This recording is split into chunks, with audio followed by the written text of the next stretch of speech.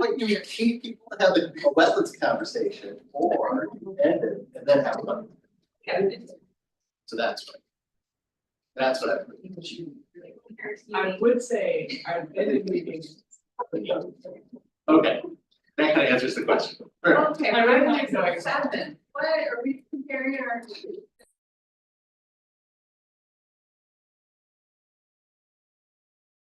Right. Let's see, I will do my job here today. So let's see, all right, I will call to order the meeting of the planning commission for March 4th, 2025. We will take the roll call, please. Commissioner Fox? Here. Commissioner Heller? Here. Commissioner Slayer? Here. Commissioner Tough? Here. Commissioner Villarreal? Here. We have quorum. All right, thank you. We will go on to public comment. Is there anyone here for public comment? Going once, twice? No, we will move on to the consent calendar and I'm going to look for a motion for the approval of the minutes. I see Commissioner Laura Midkiff is not here, so would someone else be so kind? Commissioner Fott is going to, please. I move that we approve the minutes from the February 25th, 2025 meeting of the planning commission. All right, thank you. Could I look to the left-hand side here for a motion to, Second. all right, a second. Is there any discussion? All right, if not, could you please take the roll for us, Jennifer? Commissioner Fox? Aye. Commissioner Heller? Aye. Commissioner Slayer? Aye. Commissioner Tough? Aye. Commissioner Villarreal? All right. Moving on to resolution. I think at this point, Jennifer, do you have something to read for us? No. Lisa, do you want to make some introductory remarks? No. That's what they. Could one of the days, please give us an introduction to the issue? Thank you. So Laurel Christian, infrastructure planner. We have two resolutions before you this evening to initiate code amendments. Their purposes are slightly different, which is why there are two resolutions. The first resolution would make changes to how we dedicate new public right of way. Currently we require that to be all done on plat and get around that by a process that requires us to go to council. And so this amendment will allow dedications by a specific type of deed, which is more in line with state statutes. And that amendment is also going to make it a little bit cleaner in the way that we accept right of way. We require it to be unencumbered currently, and so there is an exception process we're looking at a little bit. So that's the first resolution 25-01. The second resolution is a package for the floodplain code and a few other associated chapters in order to implement some more recent changes and directives from the Federal Emergency Management Agency, FEMA, regarding floodplain management and newer implementation requirements for the Endangered Species Act. And Robin can talk to that one a little bit more if you have questions. Great. I will have a question, but does anyone else have a question?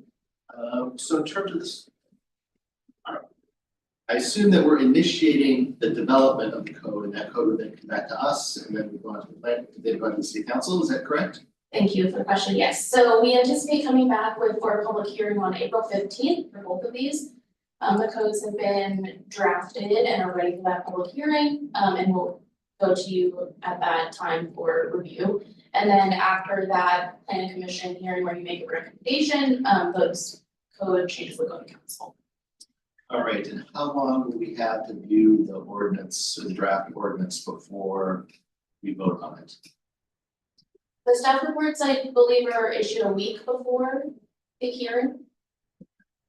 Are we under any sort of calendar or timeline that would force us to make a vote on that night that we at the hearing? We do have an aggressive timeline. FEMA for the flood code updates has directed cities to update their code by July 1st. So just calendaring back, having to go to council for first reading and second reading, we are hoping to have a decision on the code amendments that evening. Okay, I will just say that I do not want to do this with just 1 week of review. That's my personal feeling. I don't know how other people feel, but I would like more than 7 days to look at that for those code amendments. And maybe I would ask Lisa if there would be any precluding us from sending them to the planning commission early if they're ready to go. Okay, so we could send them to you earlier than the typical week. Thank you. Is that the same night that we're hearing from the state?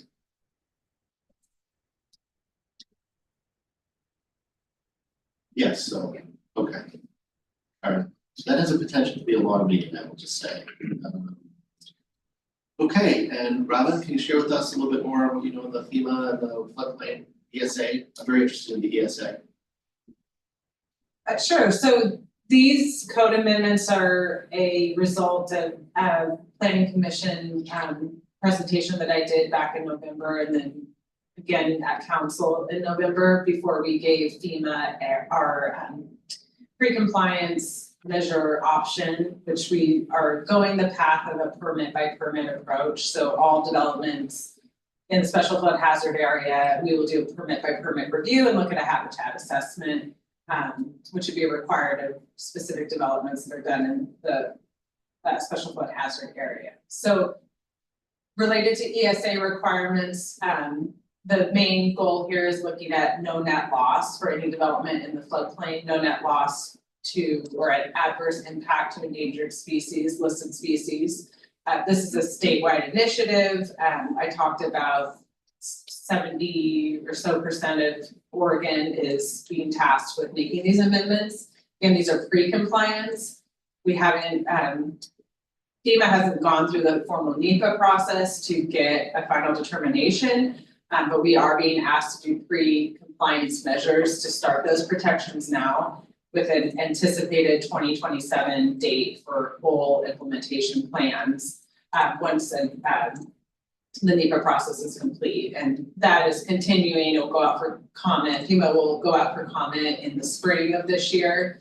There's 75-day comment period. And I think we'll know more effect of that long-term implementation plan at that point. But right now, we've been doing a lot of work with peer communities to try to communicate how they're addressing these changes. I think the changes that you'll see in the draft ordinance we're sending are fairly similar to what other communities are doing. We tried to take what was offered in the model ordinance that FEMA gave and work it into the code that we currently have. So we're not adding any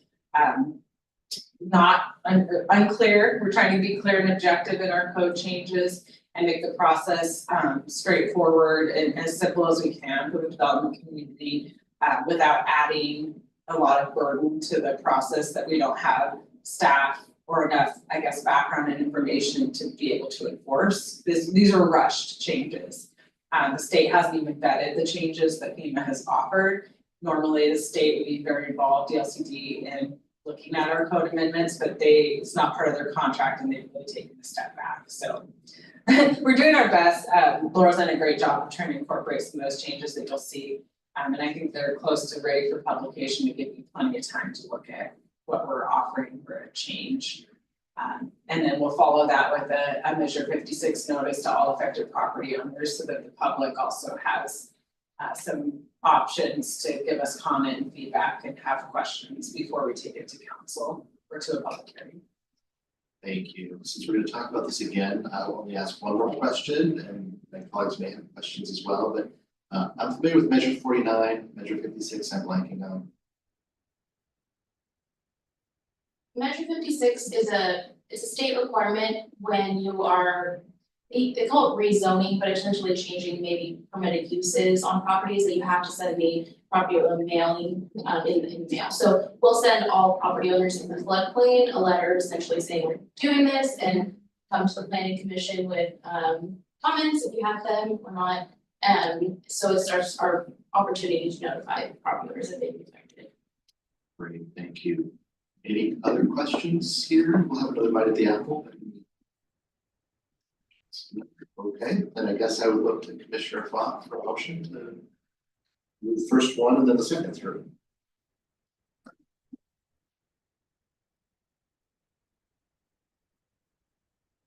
I move to approve resolution 25-01 as written. Thank you. Is there a second? Second. All right, thank you. Commissioner Heller, any other questions? Not, can we call the roll, please? I will call the roll. Would you call the roll, please? Commissioner Pop? Aye. Commissioner Heller? Aye. Commissioner Slater? Aye. Commissioner Todd? Aye. Commissioner Raymond? Aye. All right, motion passes. Motion approved. I move to approve resolution 25-02. All right, thank you. That's fine. Is there a second? Second. All right, Commissioner Test seconded. All those in favor? Please, I think we have to do this, right? Commissioner Pop? Aye. Commissioner Heller? Aye. Commissioner Slater? Aye. Commissioner Todd? Aye. Commissioner Raymond? Aye. All right, motion passes. Thank you very much. Do we need you any longer, or are you free to go? Are they free to go? You're free to go. Thank you for your time. Look forward to seeing you again. All right, I think next up is special orders of business. Is that right? Well, we have no public hearing. That's special orders of business. Welcome back, John.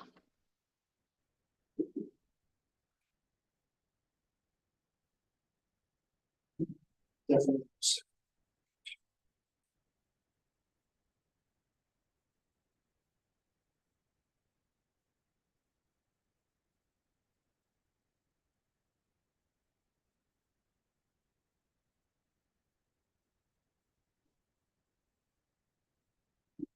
First one is to see this presentation. So I'm gonna read a little bit, probably more than I will in a couple of weeks. But I'll make sure I. Would you like us to alert you to typos or? That would be great, actually. I've never heard someone say that, but thank you. Always welcome for feedback. Again, Josh Eggleston, I'm the Chief Financial Officer of the city.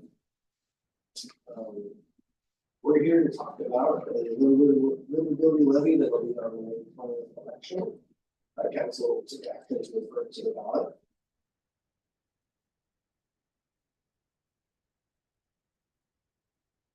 I might be more familiar than other groups that we talk to about the challenges that we have.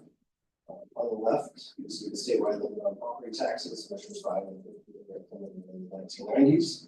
They limited both the rate that the city would charge and the growth of individual properties.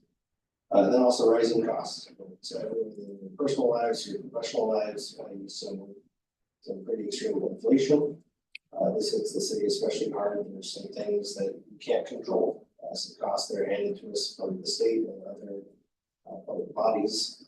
And also, employees are expensive. That's how it works, and 80% of our general fund is in for employees. That leads us to this $13.8 million deficit or gap that we're expecting for fiscal year 2026. If you follow along, this gap was a little bit larger. We actually engaged with our community group to look at our assumptions, look at our forecasting methodology. It was 17.7. We brought it down to 13.8. Still a significant portion of the general fund, about 8%.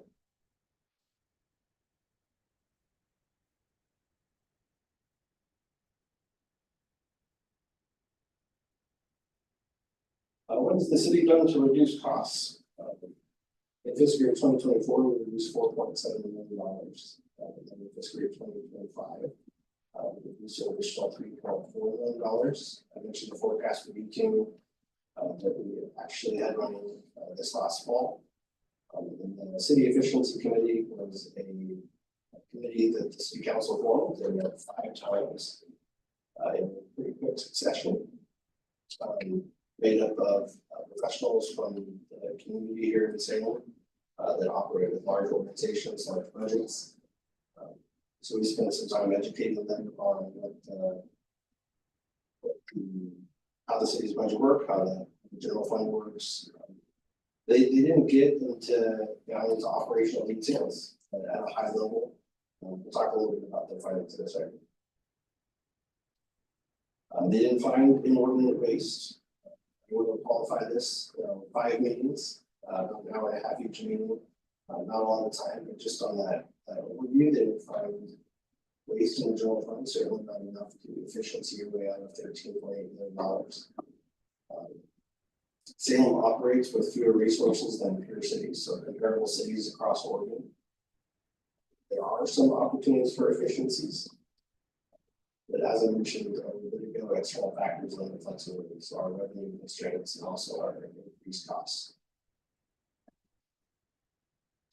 Some of the recommendations included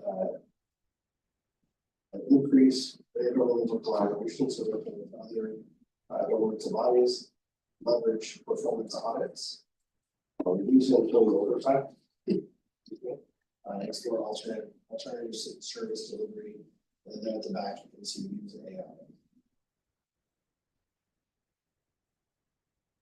We're continuing to look for efficiencies. We recognize that overtime has grown very quickly for police and fire especially. We're also looking to implement AI solutions to help employee work. We don't expect this to really result in reducing staff, but we're hoping it can reduce the need to add additional staff in the future. And then we're expecting to continue to look for added efficiency audits throughout the city.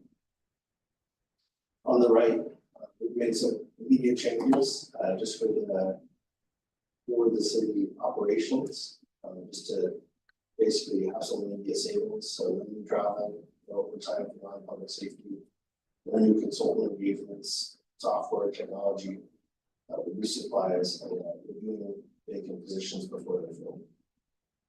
This isn't a long-term solution. This is really kind of a stopgap measure. It's not really realistic that you can just never implement new software and buy or replace computers. What happens without the levy? More cuts to parks and recreation, library, youth and senior services.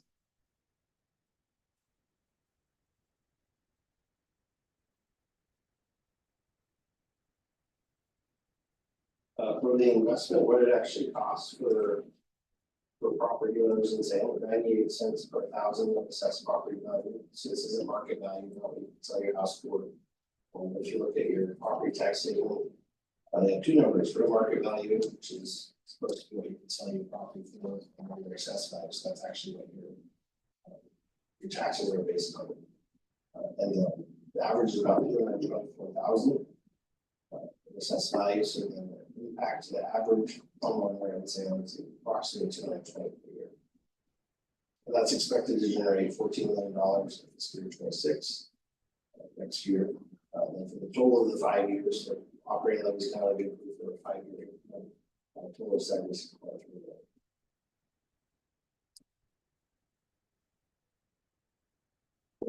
This is it funds parks and recreation, libraries, senior and youth programs.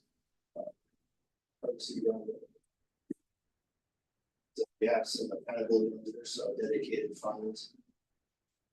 We're also going to do a specific audit to make sure that the expenses in that fund comply with the ballot language. And then it's a little counterintuitive, but by moving these livability services out of the general fund, it allows us to preserve and prioritize police and fire with the remaining funds in the general fund.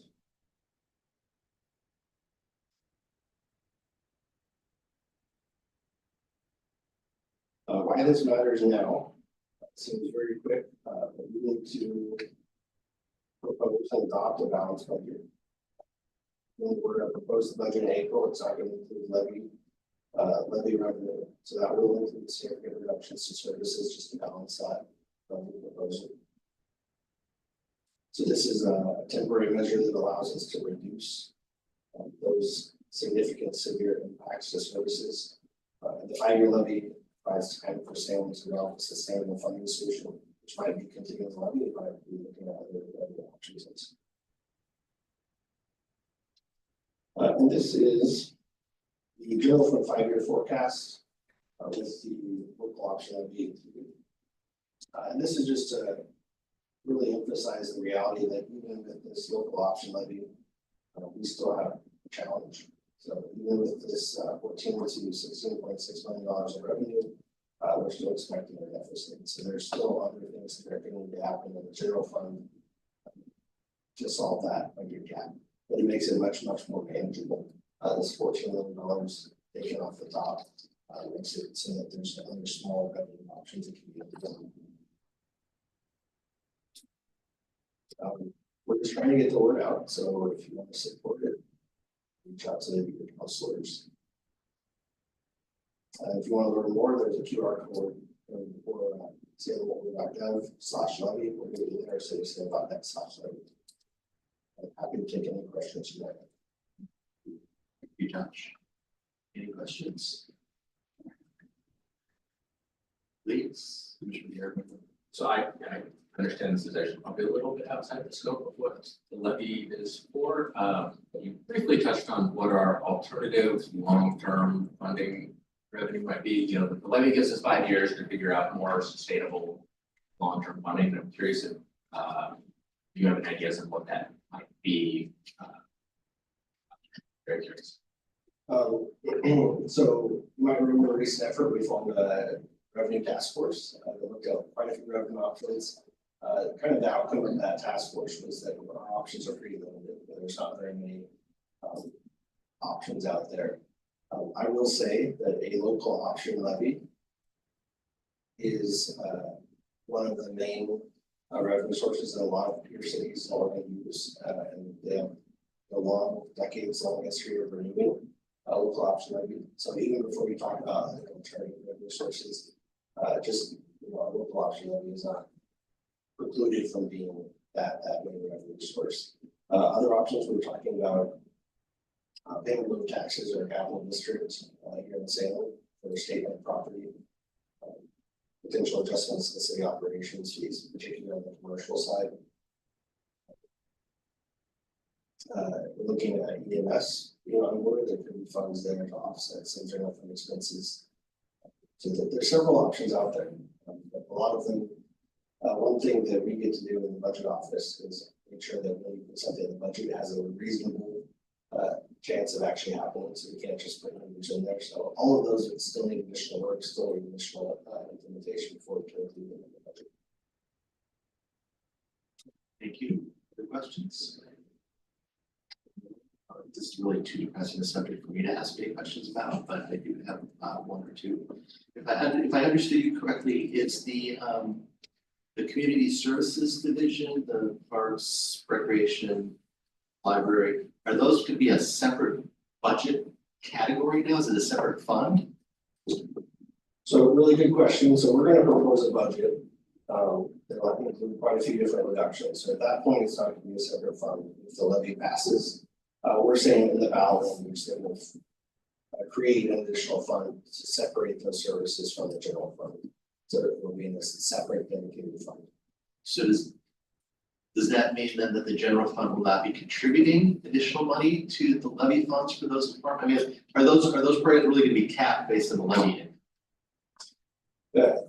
So we can't bind the future council, so they could make different choices. The intent is that the levy would fully fund those services in addition to other revenues. So when we talk about the cost of the services, it's net revenues. So like the library has some, I should recommend the library funds.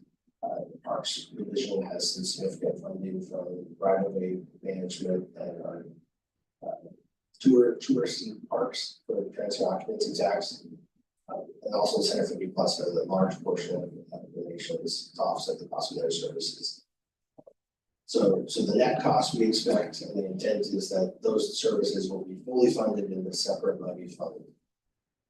So my follow-up question then is, a lot of the city's public spaces are, the landscape and public spaces are taken care of through the Parks Maintenance Fund. So when we look at all of the land that Salem owns, the hundreds of acres of trees and forestry and green spaces, are all of those going to be limited by the levy fund and the competition between departments for that? The competition between parks. Well, I mean, library's gonna want their, as big a piece as reasonable, and parks gonna want a big piece as reasonable, so are we really gonna be negotiating within programs for how well our landscapes are being taken care of? Yeah, I appreciate the question. I think it would be similar to the structure we have now. I mean, right now, those livability services are competing with police officers and firefighters. So what we're really hoping is ending that structure where splash pads are competing with police officers. So within the livability levy fund, yes, there could be some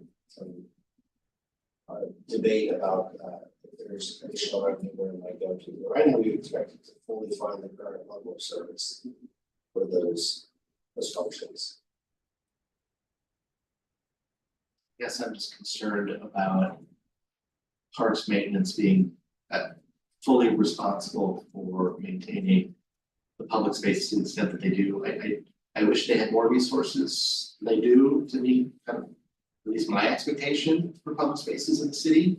So I'll just say that I'll give a vote yes, of course. So, sorry. I appreciate the comment, and we have similar concern in parks maintenance. If you look at the per capita or even the employee per acre, it's pretty extreme when a parks maintenance group is able to accomplish. And we have a long way to go in terms of just vegetation maintenance, invasives, all sorts of things. So, all right, I don't have any other questions, but thank you. Oh, go ahead, Commissioner Bureau. I have one more question, and I understand that you did just say that we can't find future city councils, and that's probably gonna be the answer to this. But if we structure this livability levy in such a way that it funds, Center Community plus the library and parks. When we get to the end of the 5 years, if we don't come up with some alternative funding for these programs from whatever our options are. Is the default scenario gonna kind of be that those programs would then lose a lot of funding while the general fund wouldn't, so we wouldn't actually be taking away from police and fire and things like that, but we would sort of default to putting the library and parks and Center plus in the chopping block in 5 years?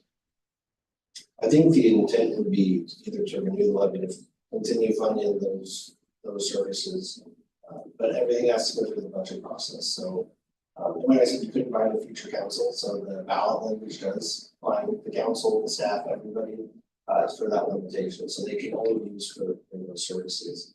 But if the hypothetical is in probably 4 years, you don't want to wait to have some unknown. If there's another campaign in 4 years for additional levy,